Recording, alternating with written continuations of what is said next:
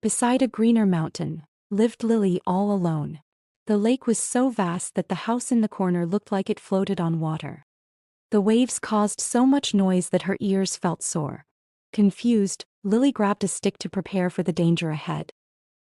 As she went near the lake, looking at the reflection, she fell unconscious and collapsed into it. The waves went silent. A few hours went by. Lilly woke up lying on the shore, all wet and confused. She couldn't remember anything. Tired and exhausted, she got up and went inside her tiny house. She made tea with the herbs she collected. The tea she made was something extraordinary and out of nature. As the night went by, the moonlight and wind felt new and soothing. She started doubting herself, whether the noise and the incident were real or just an imagination. Maybe living this long alone. Am I going crazy? Or is the silence making me crave noise? What if someone actually saved me? She questioned herself. She thought of infinite things and grew tired. She went and brought a torn-up blanket and slept on a wooden plank.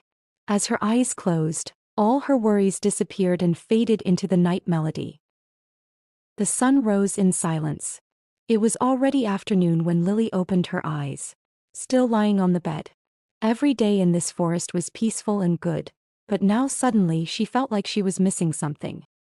When we run away from something we disliked for so long, indirectly we crave it again.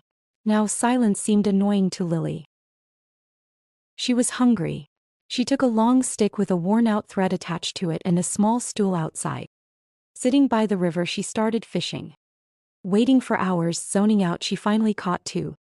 She boiled and ate one and kept the other for the night. She had always done that for the past 2 years. If she wanted something more, she would search for fruits and plants she could consume. Today it felt like she was not enjoying her life here anymore. Is this the end of the peaceful surroundings I always wanted? Will I be able to survive what is going to come next, or will I just run away? What if I stay here and go crazy like yesterday? But what if I went back and regretted that too? She made her decision to go back where humans existed. She started packing all the small stuff she had into a bag. All the dresses she had were in almost no good condition. She chose the best one. It was a frock with a floral design that she rarely wore. She was now ready for a new journey.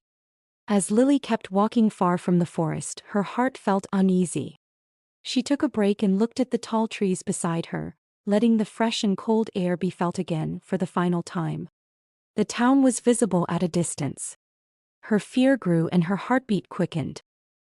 As she reached the start of the town, she saw an old man carrying dust-like particles in a wheelbarrow. She stopped. With a mix of curiosity and doubt, she questioned him. "Hey, is there any construction work going on? I thought people here refused to let outsiders decide what to construct." Her inquiry was met with a furious tone from the old man, who snapped, "Can you not disturb me? Are you done pretending not to know?" Lilly, taken aback, replied politely, "I don't know actually. I've just arrived here after 2 years." "What happened?" His expression then shifted to one of profound sadness as he explained. "The war ended a few months ago. Most people here lost everything and most young people died. Those of us who survived need to help rebuild this town. We're under city watch. It would have been better if we had died than lived to see our peaceful town turn to ash." Without waiting for Lily's reply, the old man walked past her. No hope, no expectations left. The look in his eyes was sad and void of any spark. As she started walking through the town, she could sense that the air was no longer the same. The pride people once had in keeping this town like heaven on earth, a place where everyone took care of one another, had faded. Soon the sun sank and she couldn't continue her journey in the dark. She saw a woman sitting under a broken roof. Lost in deep thought, Lilly walked over and sat beside her. She took out the fish she had wrapped in leaves and offered it. The women snatched one piece and started eating. Lilly was left speechless. The woman began apologizing for what she had done. But Lilly smiled and tried to calm her down, assuring her it was fine. Night deepened. Lilly slept on the floor, barely covered by the makeshift roof. People were still working in the distance. As she was just about to fall asleep, she heard a voice calling her. She sat up, but no one was there. A faint voice came from the distance saying, "Lily, you are my only hope." She was confused. She hadn't told anyone her name. Rushing out, she looked around but saw no one. She returned to her spot and forcefully closed her eyes, trying to distract herself. The woman beside her suddenly spoke. "I also hear voices. My son screams at me constantly because I couldn't save him from the bloodshed. I told him it was an honor for our family and that he must go, but now I have a dead son. War ended everything."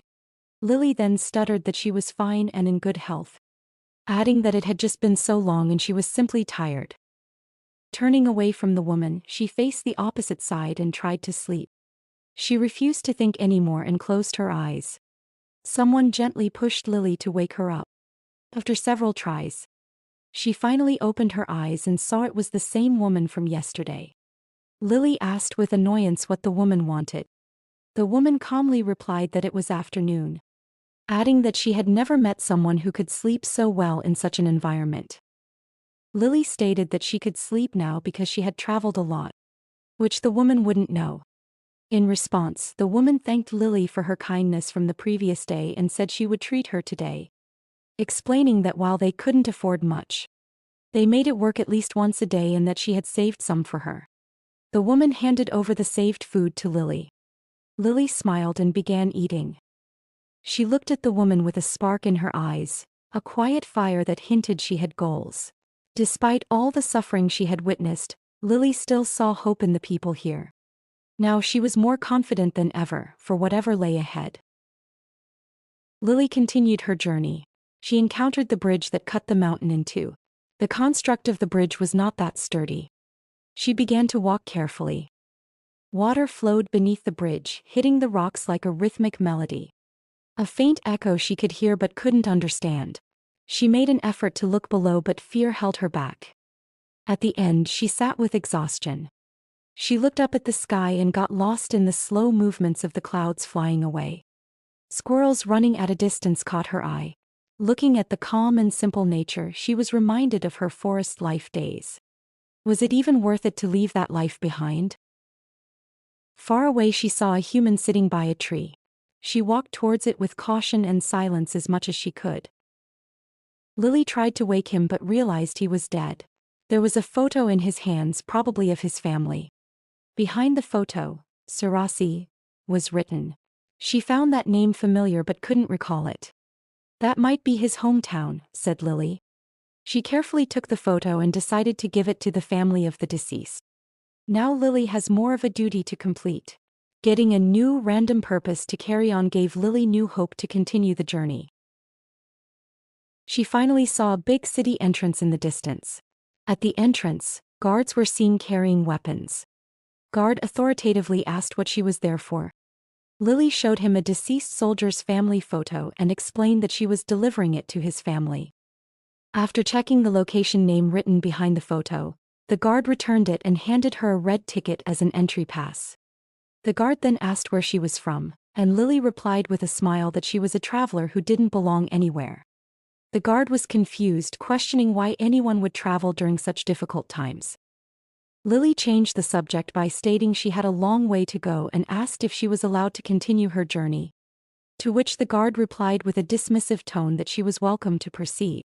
Lily felt suspicious but thanked him anyways. Many people were trying to go in but the exit was closed. As she entered the first gate, all chit-chat got silent, and she couldn't hear any outside noises as if the area was soundproof.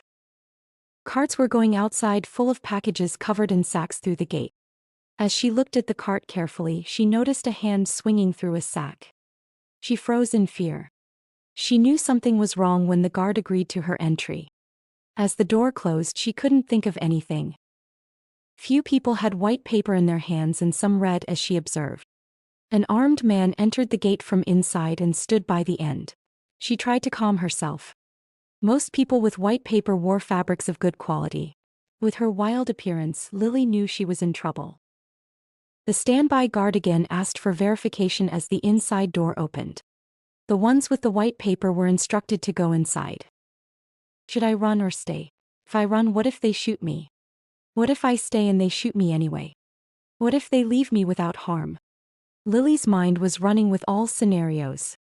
She knew if she had to run, it must be towards the city, as outside was out of options or she would be shot in no time. One man who looked like a manual worker got furious. He approached the guard, asking why he was not allowed in a harsh tone. The guard, being unbothered by his presence, stood there in ignorance. As the worker got more furious, he tried to push the guard with his right hand. The guard, with no faded expression, took the gun and shot the worker in the head. As everyone was distracted for a few seconds, Lilly slowly began to walk to the gate as it was about to close. The guard noticed and pointed the gun at her. She grabbed a person holding a white ticket as a shield.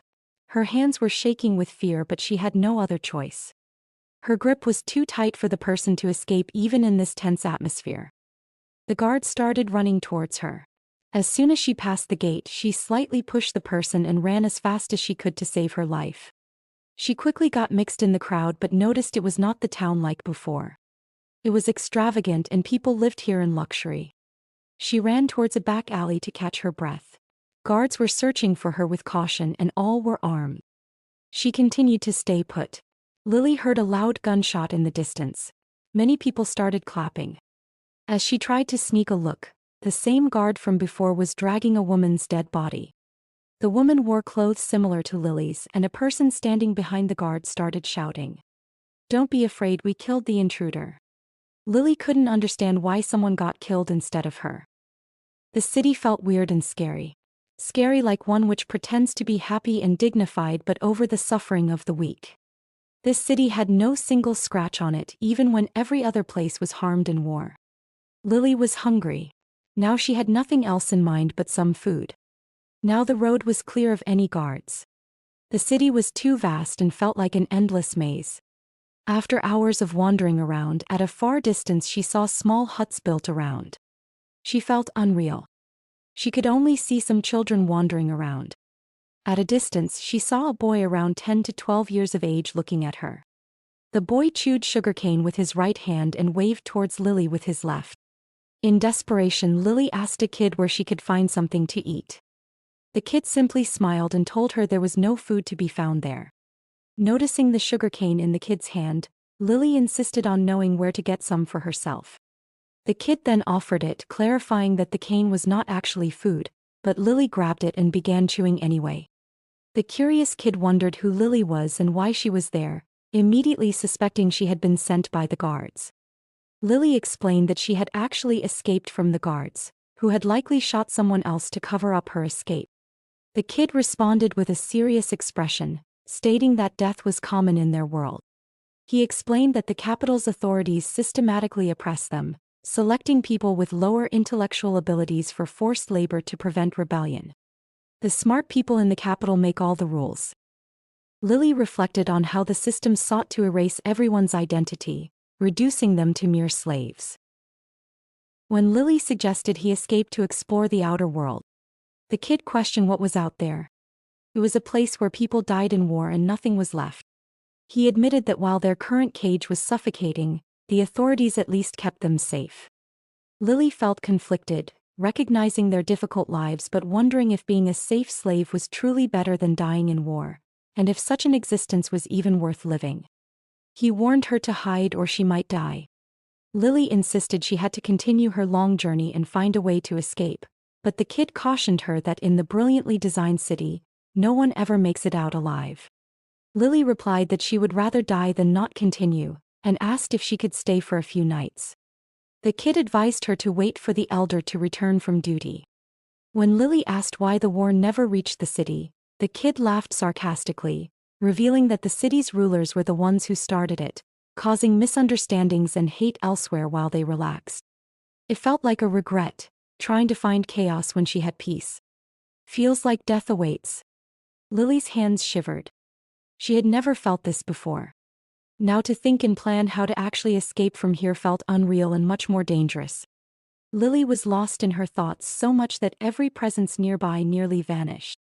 Despite all of this, she felt excited and thrilled for future events.